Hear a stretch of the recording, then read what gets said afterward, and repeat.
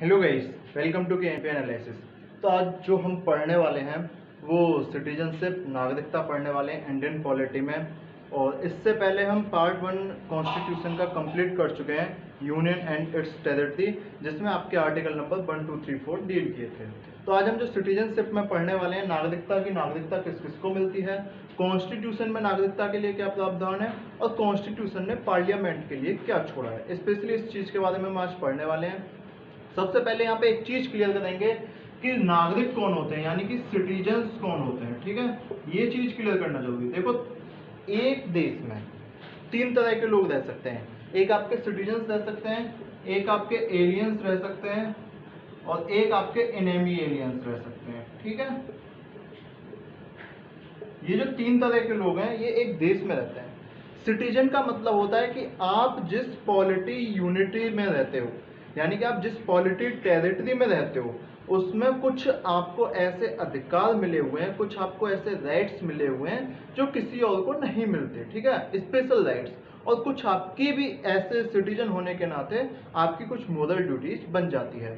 तो सिटीजनशिप जो उसका एक ब्रॉड टर्म है वो कहीं ना कहीं एक पॉलिटिकल टेरिटरी से रिलेटेड ज़्यादा होता है। ठीक है, अगर आप देखो पॉलिटिकल टेरिटरी में इसलिए बोल रहा हूँ, हो सकता है कि आपकी भाषा सेम हो।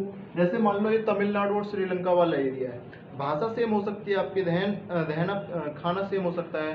ठीक है, आपकी जलवायु भी सेम हो सकती है, लेकिन अगर आप पॉलिटिकल टेरिटरी में बात करोगे तो जो इंडिया में लोग रहते हैं वो इंडियन सिटीजन है और जो श्रीलंका में रहते हैं वो श्रीलंका सिटीजन है। तो ये डिफरेंस होता है और मेनली ये पॉलिटिकल टेरिटरी पे आधार होता है। आ जाते हैं कि कॉन्स्टिट्यूशन में इसके बारे में क्या क्या लिखा हुआ है, कॉन्स्टिट्यूशन में सिटीजनशिप के बारे में हम क्या डील करते हैं। तो ये जो कॉन्स्टिट्यूशन में जब हम सिटीजनशिप की बात करते हैं तो कॉन्स्टिट्यूशन यानी कि संविधान में नागरिकता को दूसरे पार्ट में रखा गया है, पार्ट नंबर 2 में। तो जो इसका पार्ट है नागरिकता का, वो है पार्ट नंबर 2। ठीक है, इसके आर्टिकल कहां से कहां तक है।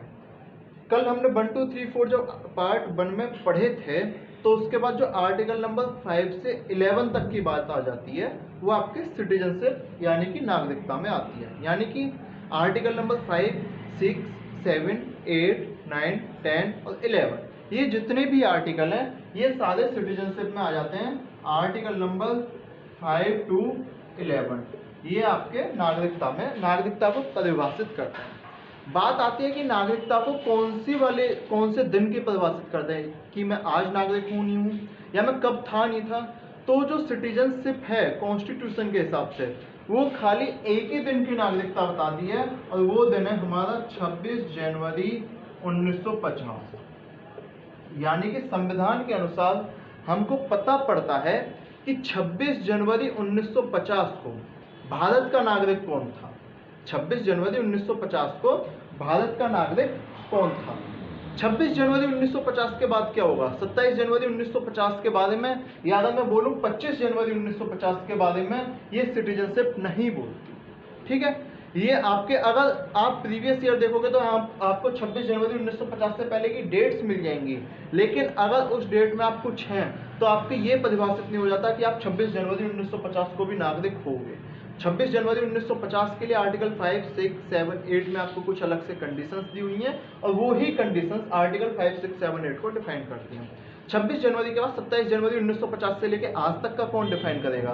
तो कॉन्स्टिट्यूशन ने बोला हुआ है, आर्टिकल नंबर 11 में ये चीज बोली है उसने, जो हम सिटीजनशिप अमेंडमेंट बिल लेके आते हैं, अमेंडमेंट एक्ट जो हुआ था 2019 में, उसका भी रिलेशन आर्टिकल नंबर 11 से जब डील करेंगे बता दूंगा। तो वहां पे उसने बोला हुआ है कि बाकी जो 26 जनवरी 1950 के बाद की बात है, 26 जनवरी 1950 के बाद की बात है कि भाई किसको सिटीजनशिप देनी है, किससे सिटीजनशिप छीन लेनी है, आपको क्या करना है, ये सारी चीजें पार्लियामेंट के यानी कि संसद के ऊपर उन्होंने छोड़ दी। बोला है कि ये सारी चीजें कौन डिसाइड करेगा। उन्होंने बोला, कॉन्स्टिट्यूशन ने बोला कि ये सारी चीजें पार्लियामेंट आपका डिसाइड करेगा कि आपके पास संसद में कौन कौन से अधिकार, संसद ने कौन कौन से अधिकारों से आपको नागरिकता देनी है या किस किस वजह से आपसे नागरिकता छीननी है। ये होता है एक आपका ब्रॉड टर्म, पार्ट नंबर 2 में है, क्वेश्चन आता है पेपर में। आर्टिकल 5 to 11 है ठीक है, 26 जनवरी 1950 को ही बताता है, क्योंकि देखो क्वेश्चन आता है पेपर में कि जो हमारा संविधान है वो नागरिकता के बारे में कौन सी तिथि को बताता है कि इस तिथि को आप नागरिक होंगे, 15 अगस्त 1947, 26 जनवरी 1950 या 26 जनवरी 1950 के बाद या 26 जनवरी 1950 से पहले। तो ये 26 जनवरी 1950 को बताता है कि आप इस दिन भारत के नागरिक हैं कि नहीं हैं, और इसी दिन हमारा भारत जो है गणतंत्र दिवस मनाता है। ठीक है, रिपब्लिक डे भी इसी दिन हम मनाते हैं। हमने कॉन्स्टिट्यूशन कब एक्सेप्ट किया था? 26 नवंबर 1949 को। लागू कब किया? 26 जनवरी 1950 को। इसके बाद की बात करते हैं। देखो बात आ गई कि आप सिटीजन हैं, ठीक है, आप नागरिक हैं, तो आपको अपने इंडियन कॉन्स्टिट्यूशन के हिसाब से, अपने भारतीय संविधान के हिसाब से आपको क्या क्या एक्स्ट्रा मिलने वाला है ना? आपको ऐसे कौन कौन से राइट्स हैं जो आपको मिलने वाले हैं। तो हम फंडामेंटल राइट्स पढ़ते हैं जो पार्ट नंबर 3 में आते हैं। फंडामेंटल राइट्स पार्ट नंबर 3 में आते हैं, जो उसे पढ़ेंगे तो बता देंगे। लेकिन मैं आपको एक चीज बता दूं, पेपर में आता है ये क्वेश्चन कि सिटीजन्स को अलग से जो राइट मिले हुए हैं वो आर्टिकल नंबर 15, 16, 19, 29 और 30, 1, 2, 3, 4, 5, ये जो 5 अनुच्छेद हैं ये भारतीय नागरिकों के लिए स्पेशल हैं। ये आप किसी एलियन को, किसी फॉरेनर को या किसी और अन्य व्यक्ति को नहीं दे सकते जो आपका सिटीजन नहीं है इंडिया के हिसाब से। आर्टिकल नंबर 15 क्या बोलता है? आर्टिकल नंबर 15 बोलता है कि भाई आप किसी के साथ किसी तरह का भेदभाव नहीं करोगे, किसी के कुएं से पानी पीने से नहीं रोकोगे। आर्टिकल नंबर 16 बोलता है कि आप सभी को रोजगार में अवसर प्रदान करेंगे, बराबर अवसर। आर्टिकल नंबर 19 बोलता है कि आप कहीं जा सकते हो, कहीं घूम सकते हो, कहीं भी आप एक एसोसिएशन बना सकते हो, ठीक है, कहीं भी आप रोजगार कर सकते हो, ट्रेड कर सकते हो। 6 पार्ट है इसमें, वो बोलता है। आर्टिकल 20 और 29 और 30 जो है वो आपके माइनॉरिटी से रिलेटेड है, ठीक है, उसमें आपकी कुछ माइनॉरिटीज हो जाती है और कुछ रिलीजियस माइनॉरिटीज हो जाती है। आर्टिकल 30 में आपको रिलीजियस माइनॉरिटीज दे रखा है और आर्टिकल 29 में सेक्शन ऑफ सिटीजन दे रखा है, ठीक है, ये चीज आपको दे रखी है। तो आर्टिकल 15, 16, 19, 29, 30 पेपर में आती है ये चीज कि ऐसे कौन से आर्टिकल हैं जो आपके सिटीजन के लिए अलग से प्रावधान किए गए हैं कि ये खाली उन्हीं के लिए है। तो आर्टिकल 15, 16, 19, 29, 30 ये सारे आर्टिकल जो हैं सिटीजन्स के लिए अलग से प्रावधान किए गए। इसके अलावा सिटीजनशिप को क्या फायदा मिलता है, यानी कि आप भारत के नागरिक हैं तो आपको क्या फायदा मिलने वाला है? आपको राइट टू वोट यानी कि वोट का अधिकार मिलेगा, ठीक है, आपको राइट टू वोट यानी कि वोट का अधिकार मिलेगा। अगर आपको वोट का अधिकार मिलेगा तो आपको इलेक्शन लड़ने का अधिकार मिलेगा, यानी कि राइट टू इलेक्शन। अगर आपको इलेक्शन लड़ने का अधिकार मिलेगा तो भारत की जो कुछ ऐसी पोस्ट हैं जैसे कि डिप्लोमेटिक पोस्ट हो गई, ठीक है, यानी कि ब्यूरोक्रेसी वाली पोस्ट हो गई, ऐसी पोस्ट पे आपको अपॉइंटमेंट मिलेगी। यानी कि अगर मैं बोल दूं तो आप आईएएस, ठीक है, आईपीएस ऑफिसर जब भी बन सकते हो, आईआरएस ऑफिसर आप जब भी बन सकते हो जब आप भारत के नागरिक हो। इसके अन्यथा आपको ऐसा ऑफिसर नहीं बनाया जाएगा। जितनी भी संवैधानिक पोस्ट हैं सब पर सिटीजनशिप जो भारत के सिटीजन हैं वो ही कब्जा कर सकेंगे, यानी कि उन्हीं को अपॉइंट किया जाएगा। कब्जा तो नहीं बोलूंगा, उन्हीं को अपॉइंट किया जाएगा, ठीक है। आप पार्लियामेंट का इलेक्शन लड़ सकते हो, स्टेट लेजिस्लेचर का, प्रेसिडेंट का, अपने ग्राम पंचायत का जब भी लड़ सकते हो जब आप भारत के नागरिक हो। ये होता है नागरिकता का कंसेप्ट। एक यहाँ पे एक और चीज, आर्टिकल 15, 16, 19, 29, 30 बहुत ध्यान रख लेना, पेपर में निश्चित रूप से आता ही आता है। अगर सिटीजनशिप का क्वेश्चन है तो ये क्वेश्चन आपको देखने को मिल सकता है, ठीक है।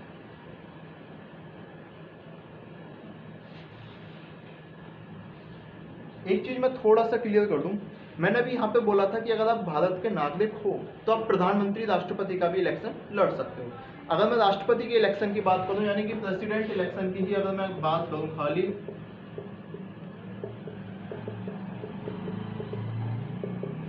राष्ट्रपति चुनाव की बात करूं तो मैं यहाँ पे एक यूएसए का आपको एक एग्जांपल देना चाहूंगा जो पेपर में आता है, इसीलिए लक्ष्मीकांत में भी दे रखा है। उसमें ये होता है कि अगर आप इंडियन सिटीजन हैं, अगर आप भारतीय नागरिक हैं, अगर आप भारतीय नागरिक हैं तो आपका इस समय, अगर आप मान लीजिए आज प्रेसिडेंट का चुनाव लड़ना चाहते हैं तो जो उसकी क्वालिफिकेशंस के अलावा है, आप खाली सिटीजन ऑफ इंडिया होने चाहिए। आप सिटीजन ऑफ इंडिया होने चाहिए, चाहे वो सिटीजनशिप जो है आपने बाय बर्थ यानी कि जन्म से मिली हो, बाय नेचुरलाइजेशन बाद में मिली हो, रजिस्ट्रेशन कैसे भी मिली हो, ये अभी हम डील कर लेंगे कैसे कैसे मिलती है, ये अभी समझ लीजिएगा। सिटीजन ऑफ इंडिया होने चाहिए। अब सेम आप यूएसए में ले लो, अगर यूएसए में हैं आप और अगर आपको प्रेसिडेंट का इलेक्शन लड़ना है, राष्ट्रपति का चुनाव लड़ना है, तो आप जब ही लड़ पाओगे जब आप बाई बॉर्न सिटीजन होगे। बाई बर्थ जो है आप सिटीजन होगे, यानी कि आपको जो नागरिकता है वो जन्म से मिली होगी। अगर आपको जन्म के बाद नागरिकता मिलती है तो आप यूएसए में प्रेसिडेंट का इलेक्शन नहीं लड़ सकते। इंडिया में आप प्रेसिडेंट का इलेक्शन लड़ सकते हो, नागरिकता आपको कैसे भी मिली हो। ये था सिटीजनशिप के बारे में।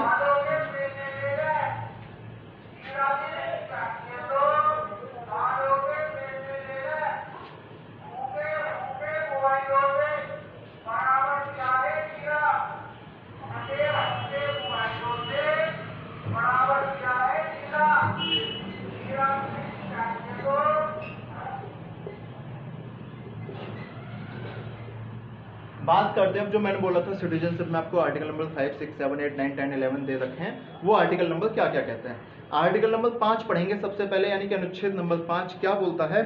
तो अनुच्छेद नंबर 5 बोलता है कि, और एक और चीज, ये जितने भी आर्टिकल हैं जो मैं आपको बोलूंगा 5, 6, 7, 8, 9 या 8 है ना, ये सारे आर्टिकल आपकी ऑन 26 जनवरी 1950 की ही बात करेंगे। 26 जनवरी 1950 की बात करेंगे, इसके बाद की बात नहीं करने वाले। इस चीज को आप ध्यान रखिएगा। नागरिकता संविधान के अनुसार 26 जनवरी 1950 की ही बात करती है। इसके अलावा सारी पावर पार्लियामेंट को मिली होती है, उसके बाद नागरिकता कैसे देनी है। तो आर्टिकल नंबर 5 क्या बोलता है। आर्टिकल नंबर 5 बोलता है कि आप 26 जनवरी 1950 को 26 जनवरी 1950 को आपका जो डोमिसाइल था वो इंडिया का होना चाहिए, यानी कि आप भारत के निवासी हों, आप भारत की टेरिटरी में रह रहे हों। एक कंडीशन, आर्टिकल नंबर 5 में 2 कंडीशन है। एक कंडीशन ये तो जरूरी है, यानी कि ये कंडीशन तो आपके साथ होनी जरूरी थी कि आप भारत के नागरिक हों। इसके अलावा वो 2 कंडीशन और ऐड करता है, और वो 2 कंडीशन ऐड करके एंड में लिखता है। एंड में डोमिसाइल का मतलब होता है निवासी, ठीक है। आप भारत के निवासी हो, सिटीजन हो या ना हो, ये अभी हम इस बारे में बात नहीं करते। फिर वो क्या बोलता है आर्टिकल नंबर 5 कि आप भारत के निवासी हैं और 26 जनवरी 1950 से 26 जनवरी 1950 से पहले अगर आपका जन्म लिख लो इस चीज को।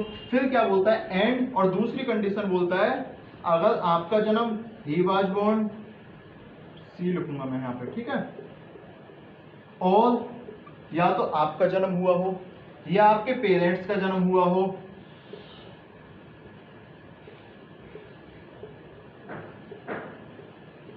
इंडिया में। कहां पे?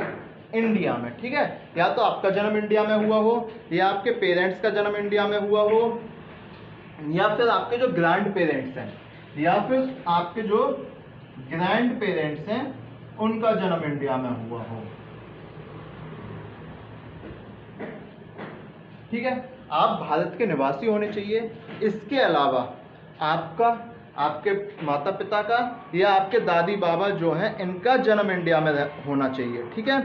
या फिर इसके साथ साथ आर्टिकल नंबर 5 एक और कंडीशन ऐड कर देता है। मान लो आप भारत के निवासी तो हैं, लेकिन इनमें से कोई भी चीज नहीं है। इनमें से ना तो आपका जन्म हुआ, ना आपके माता पिता का जन्म भारत में हुआ, जन्म होने का मतलब भारत में हुआ, और ना ही आपके जो दादा जो भी मतलब वो हैं ग्रैंड पेरेंट्स, उनका जन्म भारत में हुआ। फिर कैसे आपको 26 जनवरी 1950 को नागरिकता मिलेगी? तो ये बोलता है कि आप, ये एक कंडीशन ऐड कर देता है ऑल में, ये ऑल हो गया। इसके साथ ऑल है कि आप लास्ट 5 ईयर से इंडिया में रह रहे होने चाहिए, डोमिसाइल इन इंडिया, ठीक है।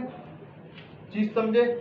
आपका डोमिसाइल इंडिया में है और आपका जन्म, आपके माता पिता का या आपके ग्रैंड पेरेंट्स का जन्म अगर इंडिया में हुआ है, किसी एक का जन्म इंडिया में हुआ है, तो आप इंडिया में हो, 26 जनवरी 1950 वाले दिन रह रहे हो परमानेंट, तो आपको नागरिकता मिल जाएगी इंडिया की। लेकिन अगर मान लो आप रह तो इंडिया में रहे हो, तो आपका भी जन्म इंडिया में नहीं हुआ, आपके पेरेंट्स का भी जन्म इंडिया में नहीं हुआ, आप यूएसए से आए थे और 5 साल से रह रहे हो लगातार, ठीक है, लगातार आप 5 साल से रह रहे हो इंडिया में, है ना, और आपके किसी का जन्म इंडिया में नहीं हुआ, तो आपको जब भी भारत की नागरिकता 26 जनवरी 1950 को मिल सकती है। और पारसी जो कम्युनिटी है उनको नागरिकता इसी आधार पर मिली थी क्योंकि वो 26 जनवरी 1950 से पहले भारत में 5 साल से रह रहे थे। ठीक है, ये कंडीशन हो जाती है, ना तो वो भारत में जन्मे, ना उनके पेरेंट्स भारत में जन्मे और ना उनके ग्रैंड पेरेंट्स भारत में जन्मे, लेकिन 26 जनवरी 1950 से पहले वो भारत में रह रहे थे। आर्टिकल नंबर 5 दोबारा से एक बार देख लो। आप इंडिया के निवासी होने चाहिए, आपका जन्म इंडिया में हो, या फिर आपके पेरेंट्स का या फिर आपके ग्रैंड पेरेंट्स का जन्म इंडिया में हो, और अगर इनमें से कोई कंडीशन फॉलो नहीं होती है, इनमें से कोई कंडीशन फॉलो नहीं होती है, तो आप पिछले 5 साल से लगातार भारत के निवासी होने चाहिए और आपको नागरिकता मिल जाएगी संविधान के अनुसार 26 जनवरी 1950 को। ये था आर्टिकल नंबर 5।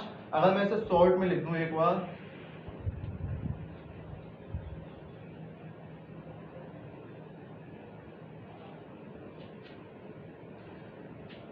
आप भारत के निवासी हैं, आपका जन्म इंडिया में हुआ, आपके पेरेंट्स का जन्म इंडिया में हुआ या आपके ग्रैंड पेरेंट्स का, किसी एक का, है ना, तो आपको भारत की नागरिकता मिल जाएगी। अगर किसी का जन्म इंडिया में नहीं हुआ हो और आप भारत के निवासी हो तो आपको पिछले 5 साल से भारत में रहना अनिवार्य है, आपको भारत की नागरिकता मिल जाएगी। इसके बाद हम डील करते हैं आर्टिकल नंबर 6।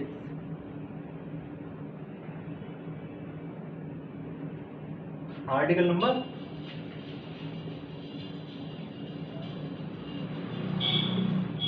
देखो, आर्टिकल नंबर 6 क्या बोलता है कि कुछ लोग पाकिस्तान से इंडिया आए थे, कुछ लोग पाकिस्तान से इंडिया आए थे।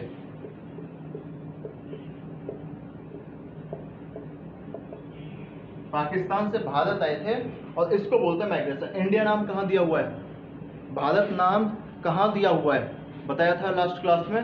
तो ये जो इंडिया नाम है ये आपको आर्टिकल नंबर 1 में दे रखा है। क्या बोलता है वो, India that is Bharat is the union of the state. तो जो लोग पाकिस्तान से इंडिया आए थे उनको नागरिकता कैसे मिलेगी, जो लोग पाकिस्तान से इंडिया आए थे उनको नागरिकता कैसे मिलेगी, तो उनको जो नागरिकता मिलने वाली है वो इस आधार पर मिलने वाली है कि या तो उनके पेरेंट्स, अब देख लो इसमें क्या क्या प्रोविजन है, या जैसे मान लो आज मैं आया हूं पाकिस्तान से इंडिया, तो मेरे पेरेंट्स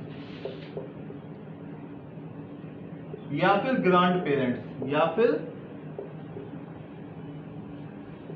ग्रैंड पेरेंट्स, ठीक है, उस बंदे के माता पिता या उसके अम्मा बाबा जो हैं उनका जन्म अनडिवाइडेड इंडिया में, इंडिया में नहीं अनडिवाइडेड इंडिया में। और अनडिवाइडेड इंडिया आपने किस तारीख किस एक्ट के आधार पर माना, जो 1935 वाला एक्ट है, हमने उस टाइम पे माना था कि वो अनडिवाइडेड इंडिया है जो 1935 में हमारे पास था। ठीक है, तो अगर मान लो जो भी आज पाकिस्तान से, आज नहीं, ये कौन सी डेट थी, डेट भी चलो बता दूंगा, पहले आप समझो, जो 19 जुलाई 1948 जो पाकिस्तान से इंडिया आए थे, ठीक है, तो या तो उनके माता पिता या उनके अम्मा बाबा, उनका जन्म अनडिवाइडेड इंडिया में हुआ हो, ये एक कंडीशन थी, ये कंडीशन थी। इसके अलावा इसमें जो और दूसरी कंडीशन फुलफिल करनी थी वो ये थी कि वो या तो भारत 19 जुलाई 1948 से पहले आए हों,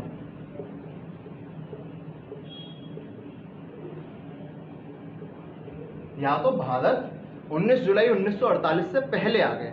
और अगर 19 जुलाई 1948 से पहले नहीं आए, मान लो 20 जुलाई 1948 को वो भारत आए थे, तो फिर जिस दिन से वो भारत आए थे, मान लो 20 जुलाई 1948 को आए, तो उनको लगातार भारत में रहना होगा, यानी कि वो ऑर्डिनरीली रेजिडेंट होंगे, जैसे हम आप होते हैं, ऐसे वो भारत में रहे हैं। और इसके अलावा उनको फिर रजिस्टर्ड कराना पड़ेगा, उनको फिर रजिस्टर्ड कराना पड़ेगा जिस दिन से, यानी कि 26 जनवरी 1950 के 6 महीने पहले से। रजिस्ट्रेशन कैसे होगा, रजिस्ट्रेशन ऐसे होगा कि मान लो आप बोल रहे हो कि सर आज मेरा रजिस्ट्रेशन कर लो, तो आपसे पूछेंगे कि आप पिछले 6 महीने से रह रहे हो भारत में या नहीं रह रहे, आप बोलोगे हाँ, तो आपका रजिस्ट्रेशन हो जाएगा। दोबारा समझ लो, जो लोग पाकिस्तान से इंडिया आए थे 19 जुलाई 1948 से पहले आए थे, जो लोग पाकिस्तान से इंडिया आए थे 19 जुलाई 1948 से पहले आए थे, तो केवल उनके माता पिता या उनके जो ग्रैंड पेरेंट्स हैं उनका जन्म अनडिवाइडेड इंडिया में हुआ हो, इंडिया में नहीं, अनडिवाइडेड जो अविभाजित भारत था उसमें हुआ हो। लेकिन अगर आप 19 जुलाई 1948 के बाद आए हैं, ठीक है, अगर मान लो आप 20 जुलाई 1948 को भी आए हैं, तो आपको फिर जैसा गवर्नमेंट ऑफ इंडिया ने निर्धारित किया होगा कोई रजिस्ट्रेशन ऑफिस, वहां जाना होगा और वहां बताना होगा कि सर हम पिछले 6 महीने से भारत में रह रहे हैं, आप हमारा रजिस्ट्रेशन कर लो। वो आपका रजिस्ट्रेशन कर लेंगे और आपको 26 जनवरी 1950 को भारत की नागरिकता मिल जाएगी। समझे इस चीज को? नहीं समझे? 19 जुलाई 1948 से पहले आए हो तो केवल आपके माता पिता या आपके ग्रैंड पेरेंट्स का जन्म हुआ हो, और उसके बाद आए हो तो आप 6 महीने पहले भारत में रहो, उसके बाद फिर रजिस्ट्रेशन कराओ, आपको भारत की नागरिकता मिल जाएगी। ठीक है, ये कंडीशन थी आपके साथ। ये वाली कंडीशन हमेशा रहेगी, पेरेंट्स और ग्रैंड पेरेंट्स अनडिवाइडेड इंडिया में बॉर्न होने ही चाहिए। ठीक है, ये दोनों में। आर्टिकल नंबर 7 डील कर लेते हैं।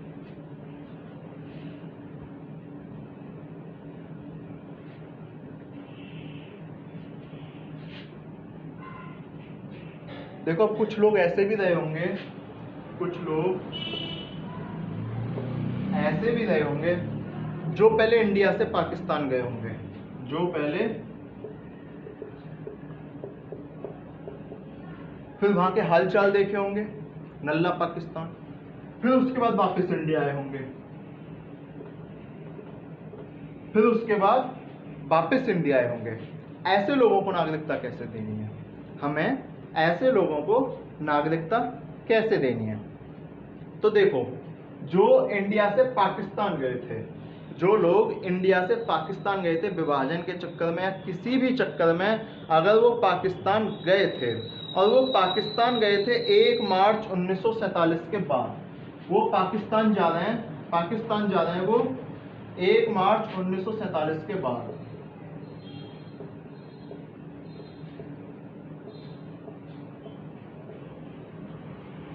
इंडिया से पहले पाकिस्तान जाना है उन्हें, इंडिया से पाकिस्तान गए, और वो जो पाकिस्तान गए थे 1 मार्च 1947 के बाद गए थे।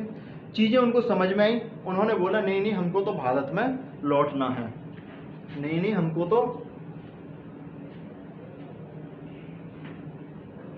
भारत में लौटना है। तो जब वो भारत में लौटे, ठीक है, इंडिया से गए थे पाकिस्तान 1 मार्च 1947 के बाद, बोले हमको तो भारत में लौटना है, फिर वो भारत में लौटे, फिर उनको ऑर्डिनरीली रेजिडेंट रहना होगा, यानी कि एज ए पहले उनको बताना पड़ेगा कि हाँ भाई हम लगातार पिछले 6 महीने से भारत में रह रहे हैं, हम लगातार पिछले 6 महीने से भारत में रह रहे हैं, और उनको यहाँ पे रजिस्ट्रेशन कराना पड़ेगा, उनको यहाँ पे रजिस्ट्रेशन कराना पड़ेगा। समझ लो, इंडिया से पाकिस्तान गए थे 1 मार्च 1947 के बाद, पाकिस्तान पसंद नहीं आया, दोबारा इंडिया में आ गए, बेशक यहाँ पे वो सिटीजन थे, अब यहाँ पे वो सिटीजन नहीं माने जाएंगे, उनको अपना रजिस्ट्रेशन कराना पड़ेगा इंडिया में 6 महीने रहने के बाद। जब वो 6 महीने रह लेंगे, उसके बाद बोल देंगे कि हमारा रजिस्ट्रेशन कर लो, और उसके बाद 26 जनवरी 1950 को उन्हें भारत की नागरिकता मिल जाएगी, या 26 जनवरी 1950 को उन्हें भारत का नागरिक माना जाएगा। आर्टिकल नंबर 7 इतना ही बोलता है। ठीक है, आर्टिकल नंबर 7 में बस एक चीज है, 1 मार्च 1947 के बाद जाना, इंडिया से पाकिस्तान जाना, पाकिस्तान से इंडिया आना और रजिस्ट्रेशन कराना। आर्टिकल नंबर 6 में क्या था कि वो पाकिस्तान से इंडिया आए थे, आर्टिकल नंबर 6 में पाकिस्तान से इंडिया आए थे, 19 जुलाई 1948 से अगर पहले आए थे तो उनको आमतौर पर ऐसे ही नागरिकता मिल जाएगी, बस उनके पेरेंट्स और ग्रैंड पेरेंट्स अनडिवाइडेड इंडिया में बॉर्न हुए हों, और अगर 19 जुलाई 1948 के बाद आए तो उनको रजिस्ट्रेशन कराना पड़ेगा 6 महीने रह के। यहाँ पे रजिस्ट्रेशन कराना ही पड़ेगा 6 महीने रह के, अगर वो इंडिया से पाकिस्तान गए थे 1 मार्च 1947 के बाद। ठीक है,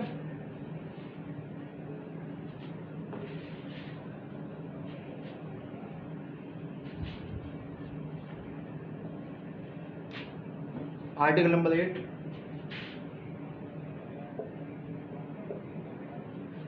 आर्टिकल नंबर 8 बोलता है कि मान लो अब हर मुद्दा पाकिस्तान थोड़ी है इस दुनिया में, पाकिस्तान के अलावा भी बहुत सारे देश हैं। ठीक है, अगर आप पाकिस्तान के अलावा मान लो आप यूएसए में रहने गए थे, ठीक है, और किसी बच्चे का जन्म यूएसए में हो जाता है, तो उस बच्चे को नागरिकता कैसे मिलेगी? आर्टिकल नंबर 8 इस बात पे बात करता है। तो जो आर्टिकल नंबर 8 बोलता है कि वो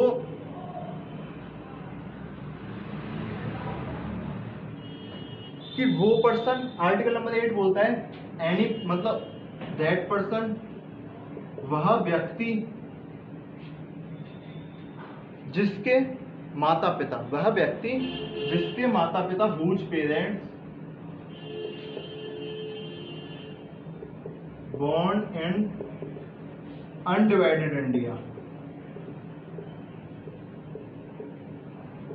अनडिवाइडेड इंडिया की यहाँ पे इंडिया 1935 को जो था उसकी बात करते हैं। तो ऐसा पर्सन या तो उसके माता पिता अनडिवाइडेड इंडिया में बॉर्न हुए हों या फिर उसके ग्रैंड पेरेंट्स जो हैं वो अनडिवाइडेड इंडिया में बॉर्न हुए हों।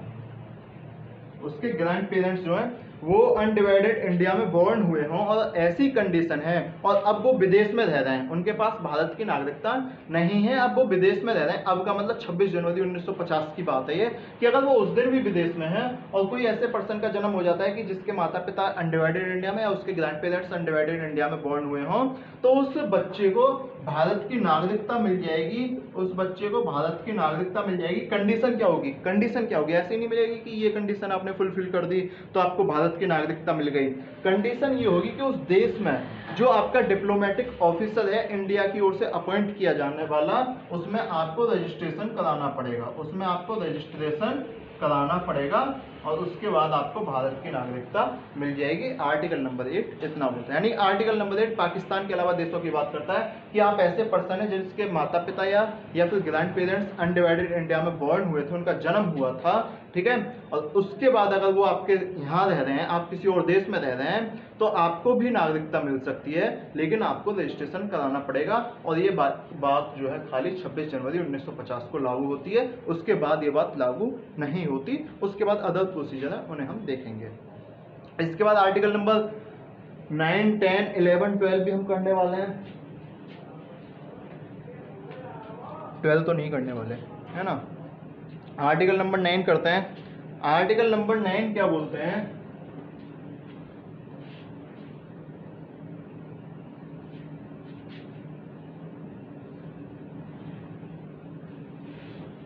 आर्टिकल नंबर 9 क्या बोलता है?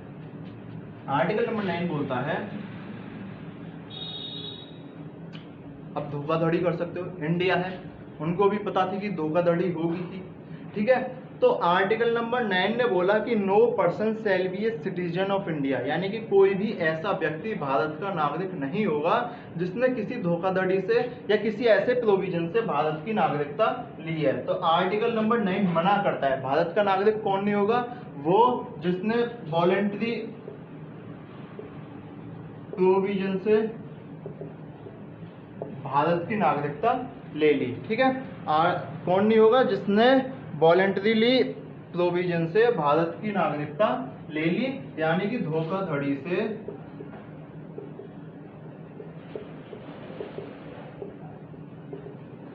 भारत की अगर तुमने नागरिकता ली है तो तुम भारत के सिटीजन नहीं कहलाओगे, भारत के नागरिक नहीं होगे, ठीक है। इसके बाद क्या कहता है? एक और चीज, अपने इंडिया में जो कंसेप्ट है, आर्टिकल नंबर 9 यही है कि अगर आपने वॉलेंटरी प्रोविजन या धोखाधड़ी से भारत की नागरिकता ली है तो आप नागरिक नहीं होगे। आर्टिकल 10 पे आ जाते हैं।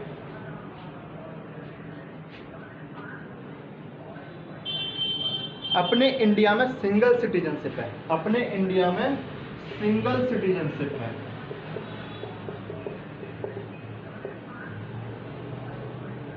यानी कि एकल नागरिकता। ऐसा नहीं कि अगर आप यूपी में रह रहे हैं तो आपको यूपी की नागरिकता अलग मिलेगी और इंडिया की नागरिकता अलग मिलेगी, जबकि यूएसए में है अगर आप वहाँ किसी स्टेट में रह रहे हैं तो आपको उस स्टेट की नागरिकता अलग मिलती है और कंट्री की नागरिकता अलग मिलती है। लेकिन इंडिया में सिंगल सिटीजनशिप है और ये यूनिटरी फीचर है, यानी जब हम बोलते हैं ना यूनियन ऑफ इंडिया, तो ये वो वाला फीचर है कि भारत में आपको नागरिकता अलग से दी जाएगी, ठीक है।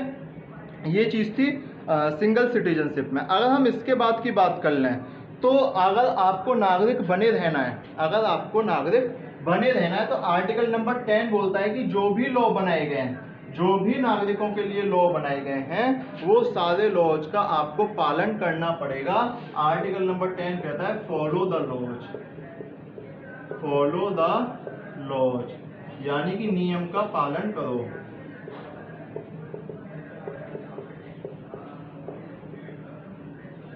अगर आप नियम का पालन नहीं करते हो तो आपकी नागरिकता चली जाएगी। आर्टिकल नंबर 10 में इतना लिखा हुआ है। बात कर लेते हैं आर्टिकल नंबर 11 की। आर्टिकल नंबर 11 बोलता है कि सारी पावर 26 जनवरी 1950 के बाद की ये पार्लियामेंट को दे दी, यानी कि ऑल पावर्स टू पार्लियामेंट। किस चीज में?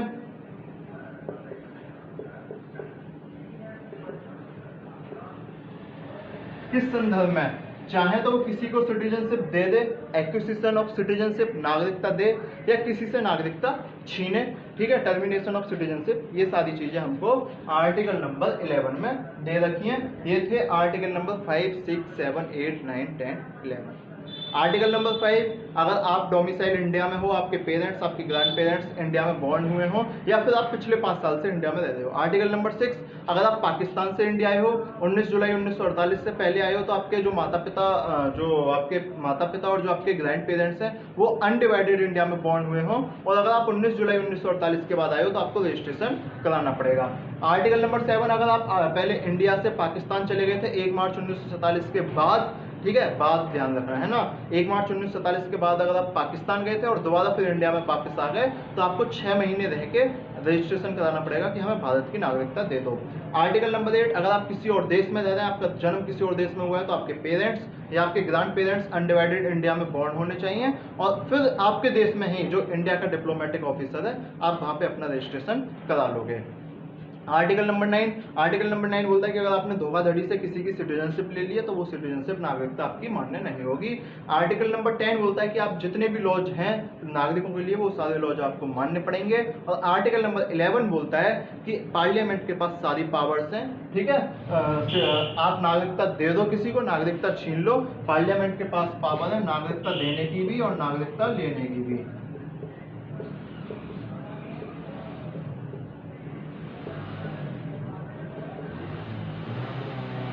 और नागरिकता छीनने की। ठीक है, कितनी देर की होगी?